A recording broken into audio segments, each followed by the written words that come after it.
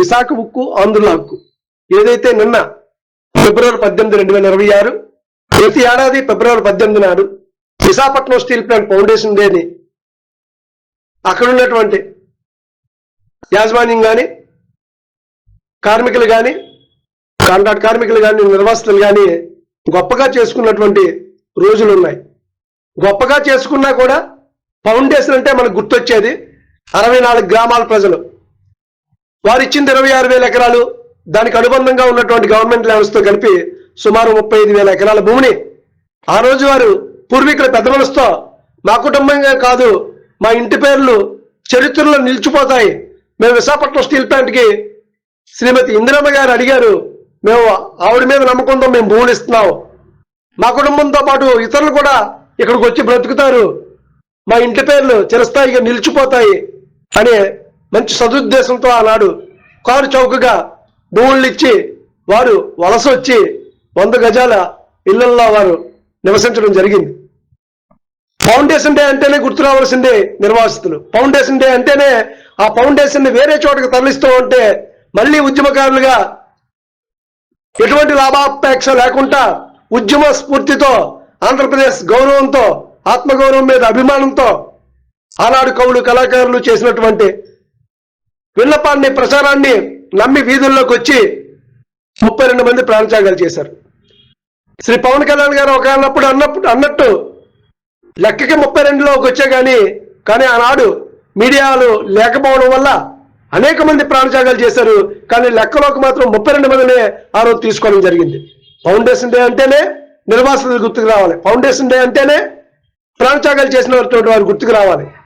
మరి ఉమ్మడి ఆంధ్ర కానీ ఇప్పుడున్నటువంటి ఆంధ్రప్రదేశ్ లో ఉన్నటువంటి ముఖ్యమంత్రులందరూ కూడా సుమారు ఇది 44వ సంవత్సరం ఫౌండేషన్ డే అయ్యి 40 ఏళ్లుగా సుమారుగా నిర్వాసితులుగానే నేటికి 9,000 మంది దాకా సుమారు మిగిలిపోయి ఉన్నారు. అంటే ఏ ముఖ్యమంత్రి గారు కూడా పూర్తి బాధ్యతలు తీసుకోలేకపోయారు. ఇన్నేళ్ళైనా సరే దీనికి అన్ని గవర్నమెంట్ స్టీల్ ప్లాంట్కి సొంత గనులున్నా, అన్ని ప్రైవేట్ ప్లాంట్లకి సొంత గనులున్నా విశాఖపట్నం స్టీల్ ప్లాంట్కి సొంత గనులు తీసుకురాలేకపోయారంటే ఆనాటి నుంచి ఈనాటి వరకు ఉన్నటువంటి ముఖ్యమంత్రులు నిర్వాహకం అనే మనం చెప్పుకోవాలి. గొప్పలు చెప్పుకునే ముఖ్యమంత్రులు ఒక్కసారి ఆలోచన చేసుకోవాలి. ప్రజలందరూ మిమ్మల్ని చూస్తా ఉన్నారు. మీ గొప్పలు మీరు చెప్పే గొప్పలన్నీ ఇన్నేళ్ళైనా సొంత గనులు తీసుకురాలేదంటే మీకు చిత్తశుద్ధి లేదు. అవే మీ కంపెనీలకు కానీ, మీ వ్యాపారాలకు కానీ, లైసెన్సులు కానీ, భూములు కానీ, కేటాయింపులు కానీ అవన్నీ మీరు చేసుకున్నారు. ప్రతి ఒక్క ముఖ్యమంత్రి గారు కూడా. చిత్తశుద్ధి లేని ముఖ్యమంత్రులు ఎవరైనా ఉన్నారంటే ఆంధ్రప్రదేశే. పక్క రాష్ట్రంలో ఉన్నటువంటి ముఖ్యమంత్రులు చూసైనా సిగ్గు తెచ్చుకోవాలి. ఆంధ్రప్రదేశ్ ముఖ్యమంత్రులు ఇంతవరకు ఉన్నటువంటి వారు ఎందుకని తీసుకురాలేకపోయారంటే, ఆంధ్రప్రదేశ్ అంటే ఢిల్లీ నాయకులకి చులకన, ఆంధ్రులు అంటే గొర్రెలుగా చూసినటువంటి ఢిల్లీ నాయకులు. అది గతంలో పవన్ కళ్యాణ్ గారు చెప్పారు.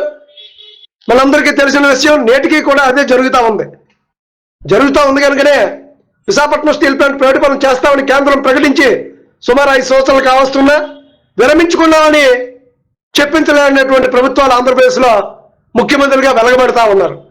సిగ్గుపడాలి ఆంధ్రప్రదేశ్ ముఖ్యమంత్రులు. అదే ఇతర స్టీల్ ప్లాంట్లలో ప్రైవేటీకరణ చేస్తామనుకుని విరమించుకున్నటువంటి కేంద్రం మరి ఆంధ్రప్రదేశ్ విషయానికి వస్తే ఎందుకు ఆ చర్యలు చేయడం లేదు? 5 సంవత్సరాలు అయినా ప్రైవేటీకరణ చేయమని ఎందుకు చెప్పించలేకపోతున్నారంటే మీ చేతకంతనం. ఆంధ్రప్రదేశ్ లో ఉన్నటువంటి రాజకీయ నాయకులు, రాజకీయ పార్టీల సిగ్గుచేటు ఇది. ఖచ్చితంగా ఒప్పుకోవాలి మీ చేతకంతనం ఇది. విశాఖపట్నం స్టీల్ ప్లాంట్కి 40 సంవత్సరాలు అయినా సొంత గనులు లేవు. నిన్న మొన్న పెట్టబోతున్నటువంటి మెటల్ స్టీల్ ప్లాంట్కి సొంత గనుల కోసం వెళ్ళారంటే ఎంతకంటే అవమానం, ఎంతకంటే సిగ్గు ఆంధ్రప్రదేశ్ ఉందా అని అడుగుతా ఉన్నాం మేము. అలాగే విశాఖపట్నం స్టీల్ ప్లాంట్ యాజమాన్యం ఏవైతే అసిస్టెంట్ లేబర్ కమిషనర్ గారు కానీ ఆయా చట్టాలను ఉపయోగించుకొని మీరు కార్మికులకు చేస్తుంది ఇది సరైన పద్ధతి కాదు, మీరు మార్చుకోండి పద్ధతులు, మీరు చేస్తున్న తప్పు అని లేబర్ కమిషన్ గారు చెప్పినా, అంటే చట్టాలు చెప్పినా యాజమాన్యం పాటించదు.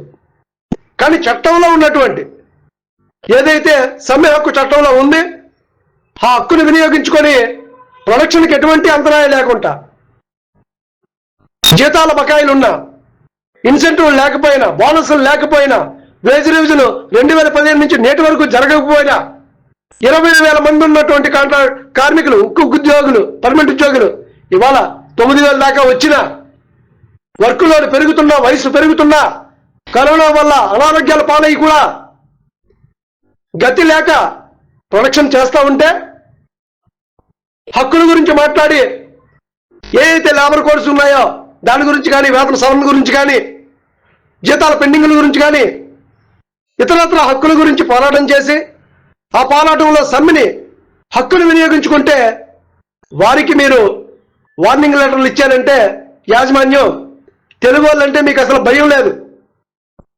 ఢిల్లీ నుంచి వచ్చే ఫ్యాక్సులకి మీరు పోస్ట్ మ్యాన్ గా పనిచేస్తున్నారు ఇక్కడ ఉన్నటువంటి యాజమాన్యం.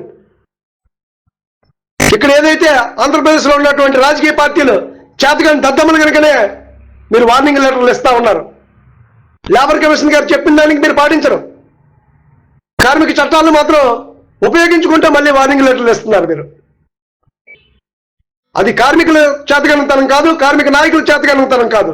ఆంధ్రప్రదేశ్లో ఉన్నటువంటి రాజకీయ పార్టీ నాయకులు దద్దమ్మలు కనుకనే మీ ఆటలు సాగుతా ఉన్నాయి విశాఖపట్నం స్టీల్ ప్లాంట్ లో. సిగ్గుపడాలి ఆంధ్రప్రదేశ్లో ఉన్నటువంటి నాయకులు. మేము గొప్ప నాయకులవి, 4 సార్లు ముఖ్యమంత్రులు అయ్యాం, 1000 ఓట్ల మెజార్టీతో గెలిచామన్నారు. దీనికైనా మీరు గెలిచింది? కార్మికులకు కూడా మీరు అండగా నిలబడలేరా? చట్టాలు కూడా కనీసం గౌరవించలేరా మీరు? మరి ఇదే యాజమాన్యం విశాఖపట్నం స్టీల్ ప్లాంట్ ఎంప్లాయీస్ కి పిఎఫ్, థ్రిఫ్ట్, ఫేస్బుక్ లో కడింగులు చూపిస్తూ ఆయా సంస్థలకు పంపించలేదంటే ఆ దోషులు ఏం చేయాలి? వారికి ఇవ్వాలి మీరు లెటర్లు. అటువంటి యాజమాన్యంలో పనిచేస్తున్నటువంటి ఆనాటి సీఎండీలకి మీరు ఇవ్వాలి ఛార్జ్ షీట్లు. హక్కులు వినియోగించుకుంటూ ప్రొడక్షన్కి ఎటువంటి ఆంబరింగ్ రాకుండా సమ్మె చేస్తే తప్ప దానికి మీరు వార్నింగ్ లెటర్లు ఇచ్చి భయపిస్తారా? ఇక్కడ ఉన్నటువంటి కూటమి నాయకులకి, ఇప్పుడు ఉన్నటువంటి నాయకులకు చెప్తాం, గత ప్రభుత్వాలు గురించి మేము మాట్లాడం. ఇప్పుడు ఏదైతే ప్రభుత్వం ఉందో కూటమి ప్రభుత్వం, ఈ ప్రభుత్వంలో ఉన్నటువంటి నాయకులు ఎవరైతే ఉన్నారో, గౌరవ ముఖ్యమంత్రి గారు కావచ్చు, ఉప ముఖ్యమంత్రి గారు కావచ్చు, అలాగే బీజేపీ మాధవ్ గారు కావచ్చు, ఒకసారి ఆలోచించేయండి మీరు. తెలుగు వాళ్ళని ఆత్మగౌరవాన్ని కించపరుస్తూ యాజమాన్యం తీసుకున్నటువంటి నిర్ణయాల్ని మీరు మాట్లాడడం లేదు.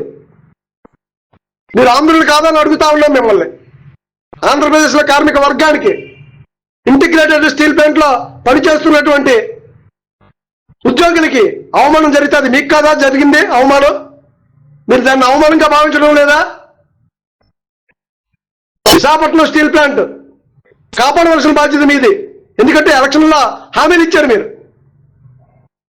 విశాఖపట్నం స్టీల్ ప్లాంట్ భూమిని కాపాడడం కాదు మీరు అడిగింది, మీరు ఇచ్చిన హామీలు. విశాఖపట్నం స్టీల్ ప్లాంట్ ఆత్మగౌరవం అంటే అందులో కాంట్రాక్ట్ కార్మికులు, అందులో నిర్వాసితులు, అందులో ఉక్కు ఉద్యోగులు, అందులో ఉక్కు అధికారులు, మనందరి ఆత్మగౌరవాన్ని కాపాడాలి. దుర్మార్గమైనటువంటి చట్టాల్ని పాటించవలసినవి పాటించుకుంటా, పాటించకూడని పాటిస్తున్నటువంటి యాజమాన్యాన్ని మీరు ప్రశ్నించలేకపోతే మీకంటూ చౌడు దద్దమ్మలు ఇంకెవరు లేరు ఆంధ్రప్రదేశ్లో. ప్రశ్నించండి యాజమాన్యాన్ని. కూటమి ప్రభుత్వానికి చెప్తున్నాను, డెమోక్రటిక్ స్టీల్ ఎంప్లాయీస్ జనసేన జన సైనికుల యూనియన్ చెప్తున్నాను, ప్రశ్నించండి యాజమాన్యాన్ని. బకాయిలు ఇప్పించండి, రా మెటీరియల్ తెప్పించండి, సొంత గదుల కోసం కదలండి మీరు.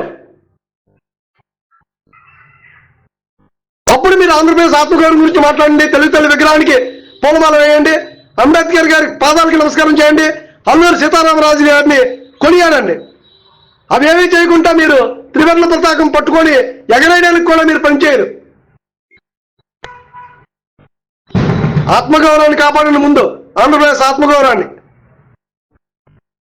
విశాఖ ఉక్కు, ఆంధ్రుల హక్కు. జై జనసేన.